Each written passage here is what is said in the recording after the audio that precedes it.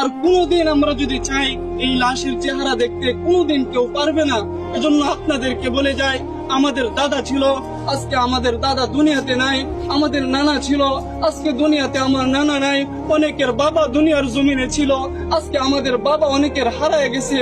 এজন্য আপনাদেরকে আমি এই জানাজা থেকে একটা মেসেজ দিয়ে যেতে চাই। যারা আজকে মনে করতেছেন যে দুনিয়ায় আমার জন্য আসল, এ দুনিয়ায় আমার, এ দুনিয়ায় আমার, আল্লাহ তাআলা বলতেছেন আমাল হায়াতুদ দুনিয়া ইল্লা মাতাউল গুরুর, যে দুনিয়াটা হচ্ছে একটা ধোঁকা, এ দুনিয়ার সব কিছুই ধ্বংস হয়ে যাবে। আমাল হায়াতুদ দুনিয়া ইল্লা মাতাউল গুরুর, যে দুনিয়াটা ধোঁকা।